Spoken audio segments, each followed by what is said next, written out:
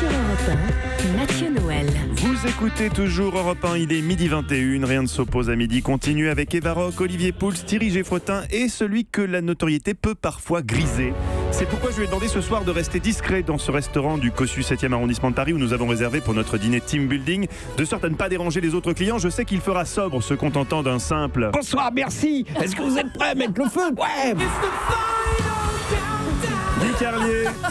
Ce midi avec vous, on retourne en Grèce au siècle de Périclès pour une évocation des grands philosophes antiques. Budget. Oui, Mathieu, cette musique majestueuse nous emmène au cœur de l'Antiquité. C'est dit commandement, en fait. Car c'est là que je suis allé chercher les réponses philosophiques à certaines questions existentielles. Bien sûr. Qui hantent mon esprit. Non, parce que lorsque, à plus de 60 piges, t'en as encore à raconter des conneries à la radio, t'as quand même des questions ontologiques à te poser. Donc, je suis allé chercher les réponses auprès des grands philosophes pour trouver la sagesse, mais ce que j'ai découvert est particulièrement décevant. C'est vrai, on nous saoule toujours avec la Grèce, berceau de la philosophie, la civilisation. Et d'ailleurs, sur le plan personnel, j'ai vécu très longtemps une véritable histoire d'amour avec la Grèce, au point qu'à une époque, on disait de moi, Carlier, c'est la Grèce, mais revenons à l'âge d'or de la Grèce antique, que constitua le siècle de Périclès, qu'on peut situer, paf, Geffrotin. 23 siècles. Non, 500 avant Jésus-Christ. Ouais, 4e avant Jésus-Christ. Moi, je dormais, alors. Et on le sait parce qu'on a retrouvé des objets de cuisine chez Platon, des assiettes de chez Ikea. Ça, au dos, il y avait écrit 500 avant JC, donc on a pu... Bon, j'ai donc commencé à étudier pour vous les philosophes grecs. Je me suis aperçu que c'était surtout une grosse bande de feignasses et qu'on avait davantage de chance de voir la bande à Socrate la nuit au bar de la Fistinière à écouter Cargo de nuit d'Axel Bauer en peignant des blondes à cheveux longs qui ressemblaient à Catherine Deneuve que la journée dans les amphithéâtres de l'université de Delphes. Alors, je vous propose de passer en revue les philosophes grecs par ordre alphabétique. Commençons donc par les A.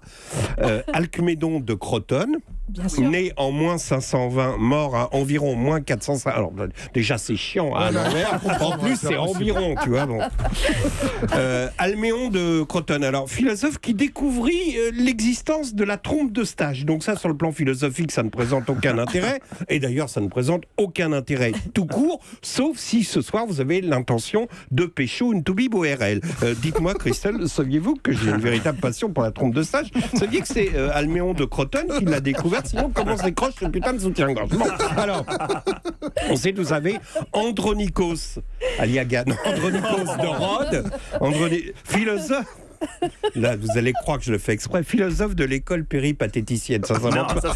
Bah oui, fondée par Aristote, l'école péripatéticienne tire son nom du grec ancien péripatétikos, qui signifie tu viens chérie, 10 drachmes la pipe, 50 la mort.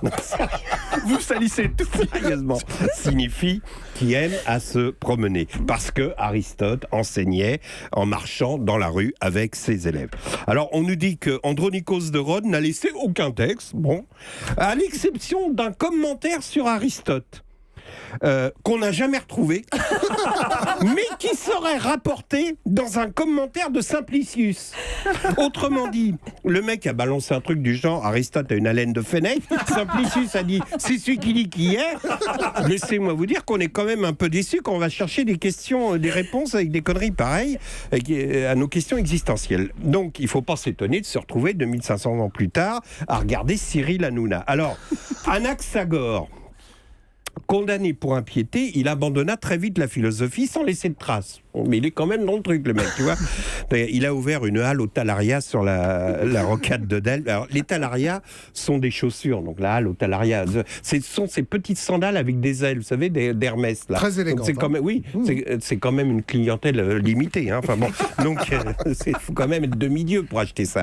Ensuite, vous avez Antisthène qui considérait, alors lui, Antisthène, il considérait le langage discursif comme étant incapable de décrire la réalité. C'est-à-dire, on ne peut pas dire un homme est bon. Un homme est homme, le bon est bon. Tu vois, donc du coup, ça ruinait toute dialectique. Il a abandonné évidemment la philosophie. Il ne pouvait plus discuter.